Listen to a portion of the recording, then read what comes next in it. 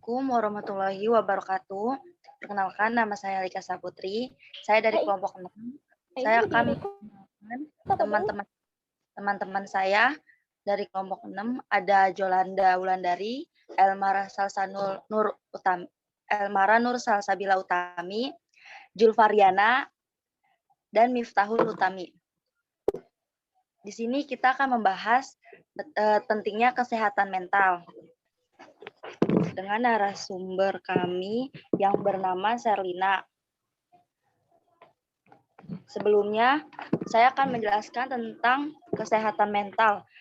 Psikolog anak dan remaja Vera Itabiliani Hadi Wijojo dari Lembaga Psikolog Terapan Universitas Indonesia ini menghimbau orang tua agar tak hanya berfokus pada kesehatan fisik anak, melainkan juga harus memperhatikan kesehatan mental anak di tengah pandemi. Lalu langsung kita mulai memperkenalkan narasumber kami. Sherlina, dipersilakan. Assalamualaikum warahmatullahi wabarakatuh. Perkenalkan, saya Sherlina dari Fakultas Psikolog Esa Unggul.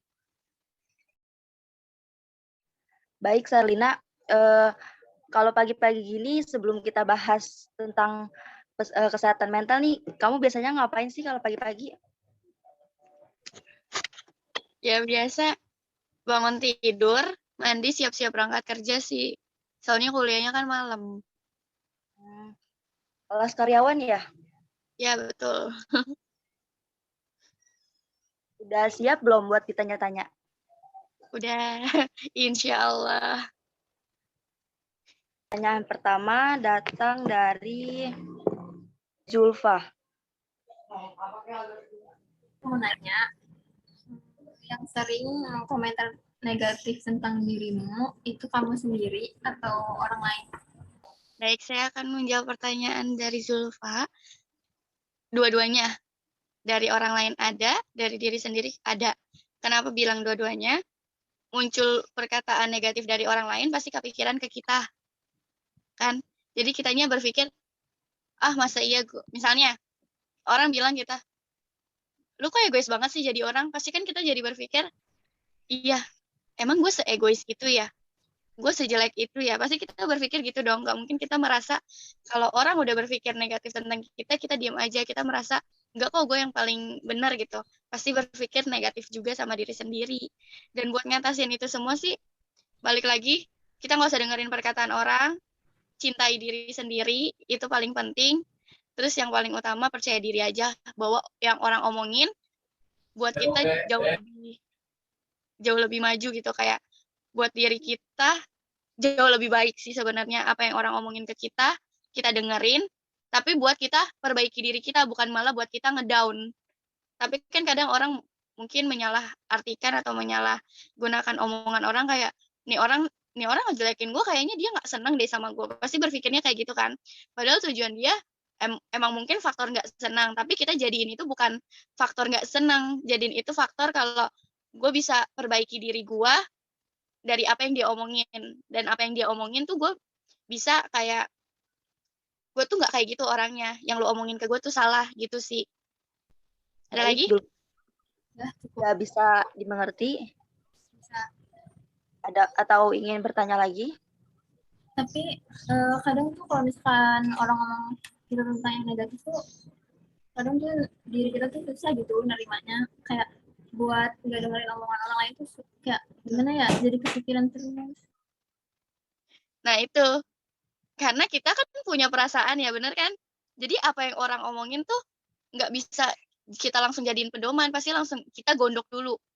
Kayak, ya elah kayak gini aja lu harus omongin, istilah kata gitu. Sedangkan lu belum seperfect gua, ya kan? Lu juga masih banyak salah, tapi lu ngejelek-jelekin gua, kayak gitu.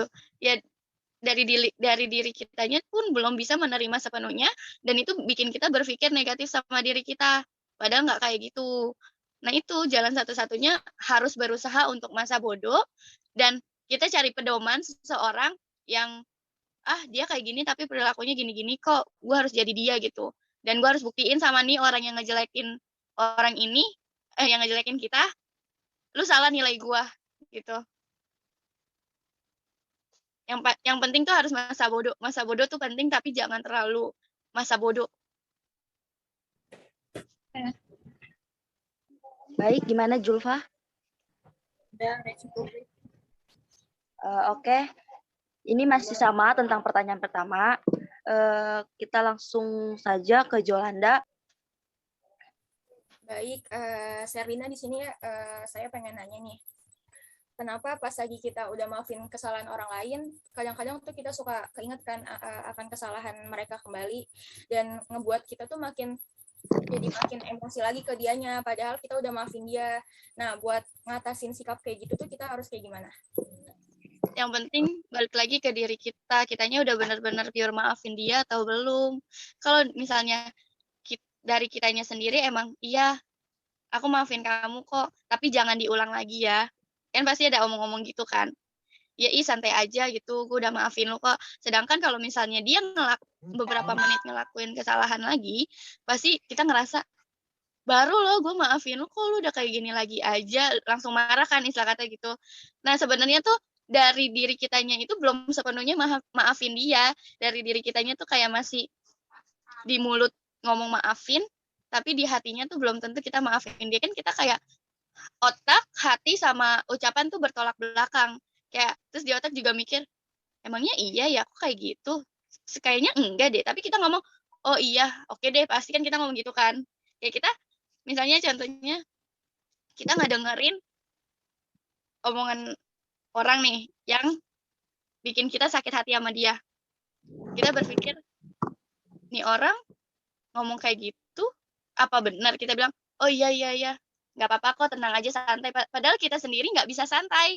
Kayak dipikir, terus nyampe ntar orang ini ngomong sama kita pasti mikir terus, ih emang iya ya. Dan jalan satu-satunya buat ituin sikap, mencerna sikap negatif dia, kayak kita maafin atau tidaknya, ya kita mesti jaga jarak terlebih dahulu sama orang ini.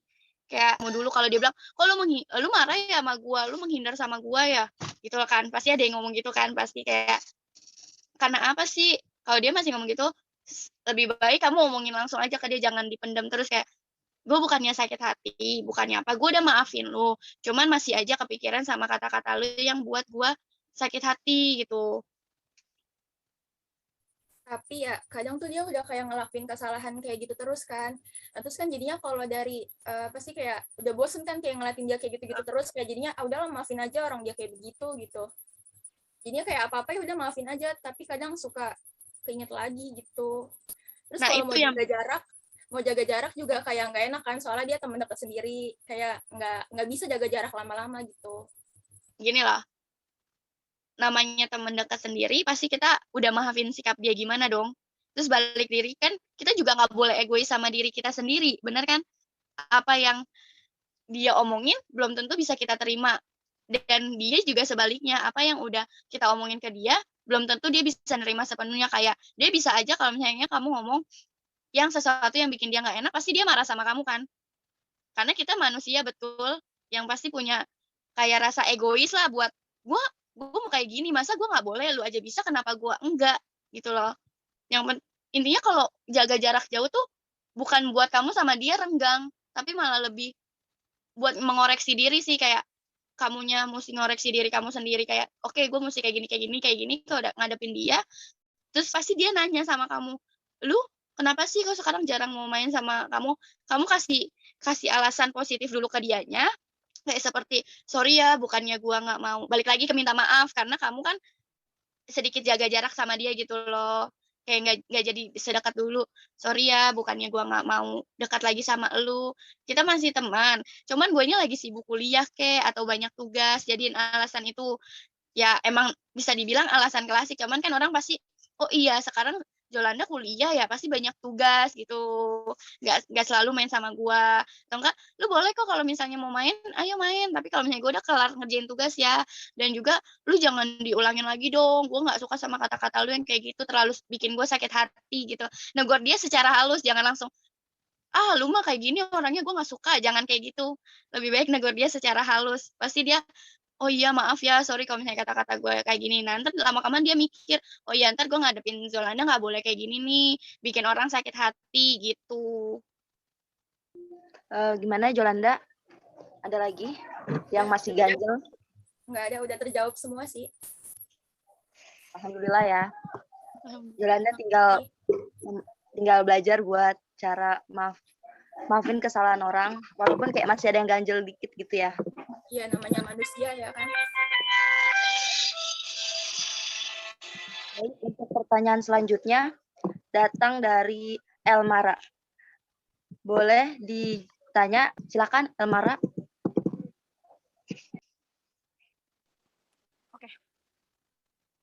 Izin bertanya, bagaimana sih kita berdamai dengan hidup kita sendiri? Cara kita berdamai dengan diri kita sendiri, caranya tuh yang pasti kita harus cintai diri kita sendiri dan memahami diri kita sendiri. Kalau misalnya kita sendiri aja belum bisa memahami diri kita sendiri, kita nggak bisa berdamai. Pasti terus-terusan bertolak belakang, kayak gue maunya ini, tapi diri gue nggak bisa itu. Gue maunya ini, kayak lebih tepatnya terlalu memaksakan diri juga nggak bagus gitu. Bisa jadi kita kena mental. Kayak gue pengen ngejar ranking, contohnya gitu. Gue pengen ngejar ranking, gue harus jadi ranking 1 nih di satu universitas gitu. Tapi kita harus memahami kapasitas diri kita kayak gimana, paham nggak? Kalau kita terlalu memaksakan diri, gue kejar, kayak kita terus-terusan belajar, terus-terusan nyari ini, nyari itu. Jadi buat diri kita tuh nggak bisa enjoy. Terlalu memaksakan segala sesuatu yang buat kita jadi nggak inget sama diri kita sendiri. Pasti kan kita lupa, kayak jatuhnya kayak ntar kita sakit, ntar kita kurang sama, kayak waktu main kita kurang sama teman-teman kita. Kan bisa aja kalau misalnya emang kita pengen ngejar segala sesuatu yang kita mau, kita juga harus bandingin sama kemampuan kita sendiri. Kalau kita melebihi batas kemampuan kita sendiri, jatuhnya ntar kita kalau misalnya itu sesuatu yang kita ingin capai terus gak dapat karena kita nggak bisa ngikutin kemampuan diri sendiri, ntar jatuhnya jadinya kita sakit hati sama apa yang udah kita lakuin selama ini. Kayak gue udah belajar sekuat mungkin, gue udah belajar setiap hari, gue udah nyari materi segala macam gue buat ikutin ujian ini, tapi pas ujian kita nggak masuk, pasti ujung-ujungnya jadi kita yang sakit hati, kayak di luar ekspektasi kita. Nah gitu, kalau jadinya kita kayak nggak berdamai sama diri kita sendiri, kayak kok gue gini sih, kayak kita jadi nyalahin diri kita sendiri, padahal bisa kata walaupun emang kita mau seperti itu, kita harus nenangin diri kita sendiri, kayak oke, mungkin hari ini belum, gue harus bisa besok, kayak gitu. Nah, kita harus bukan malah nyalahin diri sendiri, kita harus nguatin diri kita sendiri, kayak gue pasti bisa kok, apa yang gue mau, gue harus bisa dan gue harus berusaha. Emang kalau misalnya hari ini gue belum bisa karena ada segala sesuatu yang bikin menghambat itu, oke, gue kuat, gue udah semaksimal mungkin untuk ngelakuin itu, karena percaya usaha tidak akan mengkhianati hasil. Emang kata-kata itu kayak, apaan sih? Gitu kan, pasti kayak, ya elah, mana buktinya kalau misalnya emang usaha tidak mengkhianati hasil, kenapa gue masih gagal? Isa kata gitu kan. Tapi kita harus bisa percaya diri, kayak, tenang kok, usaha tidak akan pernah mengkhianati hasil, karena kita selalu berdoa ikhtiar. Pertama-tama kalau emang apa yang kita lakukan tidak sesuai dengan ekspektasi kita, minta maaf. Terus minta maaf sama diri sendiri, kayak sorry ya, gue terlalu mengharapkan segala sesuatu yang nggak seharusnya gue harapkan, kayak jalan aja gitu, kayak aliran sungai gitu. Sorry ya, maaf gitu. Ntar lama-kelamaan juga tenang, bisa tarik napas aja. Itu sih sebenarnya kayak poin pentingnya tuh, lebih bisa minta maaf sama diri sendiri, apa yang udah kita lakuin nggak sesuai dengan ekspektasi kita, kan pasti kita kecewa banget dong, bikin kita kayak nggak bisa berdamai sama diri kita sendiri.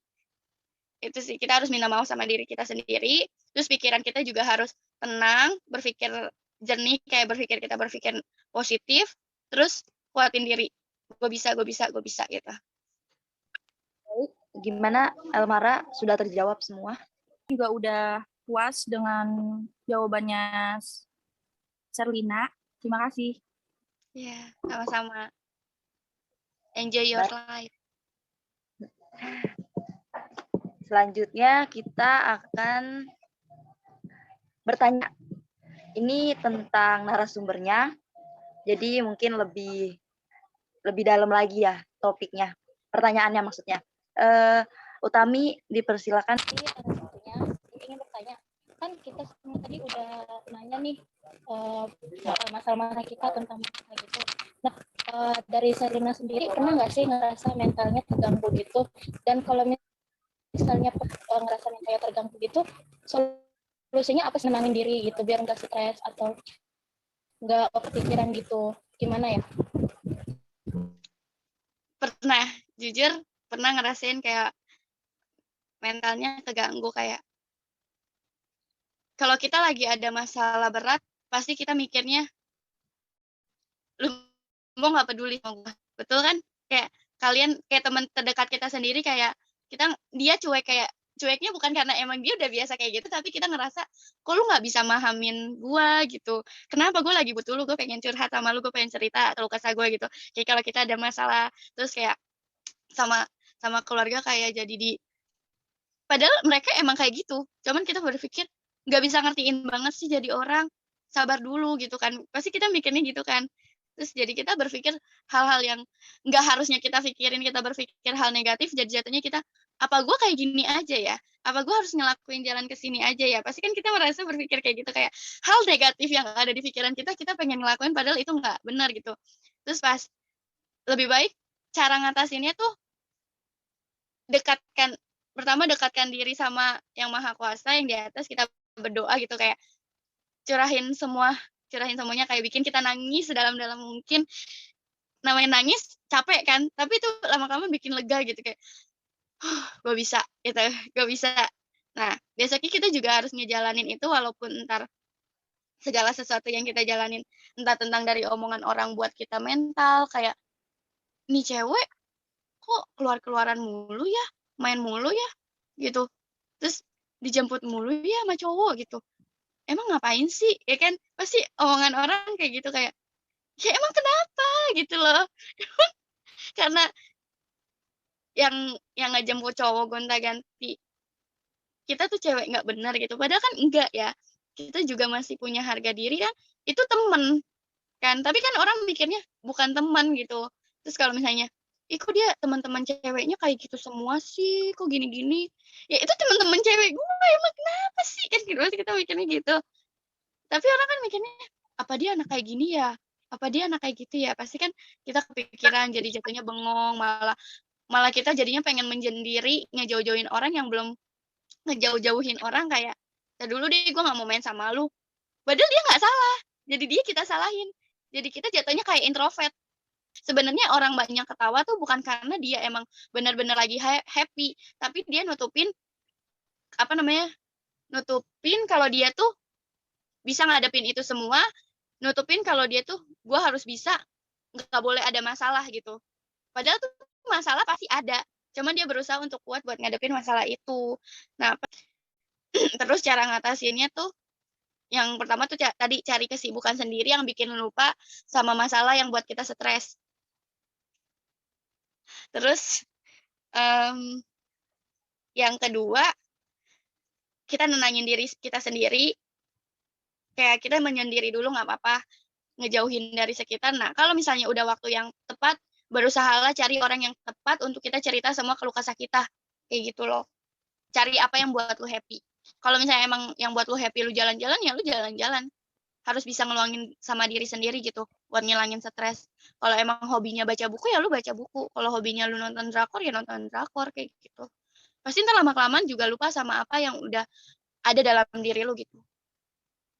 Dan penting harus cerita selagi lu bisa cerita sama orang terdekat. Baik, Utami, kalau ada apa-apa cerita ya sama kita-kita. Kita bisa percaya. Diomongin lah baik-baik. Ya, jangan ngerasa sendirian. Walaupun ya emang harus bisa sendiri, tapi kalau misalkan udah gak kuat, cerita aja. Kita selalu terbuka kok. Baik, untuk pertanyaan terakhir, saya langsung menanyakan 2 pertanyaan ya. Untuk narasumber, pertanyaan pertama, apa yang Anda lakukan bila pendapat Anda berbeda dengan pendapat orang lain? Yang kedua, kenapa sih Anda peduli banget sama topik kesehatan mental, atau mungkin karena berdasarkan pengalaman pribadi atau Anda punya suatu kekhawatiran tentang kesehatan mental ini gitu. Jadi boleh silakan dijawab. Pertanyaan pertama. Saya jawab pertanyaan pertama dulu ya. Kayak kalau misalnya pendapat kita beda sama orang, kalau misalnya orang ini masih mencerna pendapat kita juga, itu masih bisa dibilang ya oke lah gitu. Tapi kalau misalnya kita udah berpendapat cuman sama dia nggak ditanggepin, ini kan yang paling kayak bikin kita, ya kalau gitu ngapain lu nyuruh gue berpendapat gitu kan. Tapi ya sebisa mungkin kita, ya udahlah mungkin nggak, pendapat gue kurang bagus. Jadi ya udah gitu. Terus kalau misalnya bersikap lapang dada, berusaha untuk bersikap lapang dada itu sebenarnya sih untuk bersikap lapang dada enggak susah. Kenapa dibilang susah? Karena untuk orang-orang yang egonya terlalu tinggi, dia paling susah untuk bersikap lapang dada karena apa yang dia utarakan, apa yang dia pendapatkan itu harus, kalau enggak dia pasti bakal marah sama lu kan, paling mau diturutin. Padahal tujuan lu juga ke sana. Tadi kan gue juga bilang kayak gitu, kurang lebih. Cuman lu lebih kayak secara singkat to the point-nya, dia secara detailnya aja. Bedanya kayak gitu. Terus sebisa mungkin, kalau emang ada orang kayak gitu, bilang ke orang ini. Kayak, bukannya gue nggak nerima pendapat lu, gitu loh. Kita kasih pengerti baik-baik. Gue menerima pendapat nih. Kita kan cerna semua pendapat yang ada di sini dong. Gak mungkin kita ngikutin semuanya yang ada di sini kan, nggak mungkin kasih tau kayak gitu dengan bahasa lu sendiri sama temen gitu. Tapi satu-satu coba kita satuin dulu, ntar kita jadiin garis besarnya. Pasti dia diem, oh ya udah biarin aja, kalau dia kayak gitu udah biarin aja, emang wataknya kayak gitu. Terus kalau yang kedua, kenapa peduli banget sama kesehatan mental?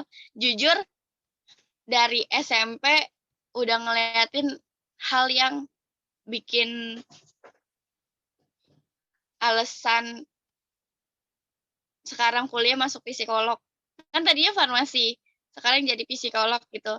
Dari SMP tuh pengen banget kayak teman-teman, udah dari teman sendiri gitu, ngelihat sendiri gitu, teman sendiri.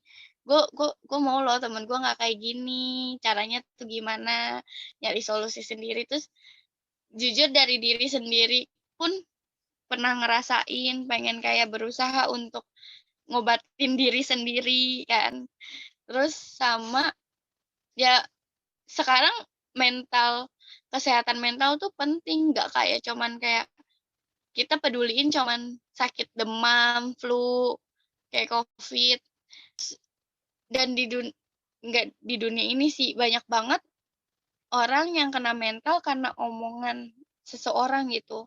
Jadi pengen aja kayak buat nyembuhin orang-orang terdekat, kalau ngeyakinin mereka kalau kita semua ada loh buat lu sebenarnya berpikirlah yang wajar-wajar aja.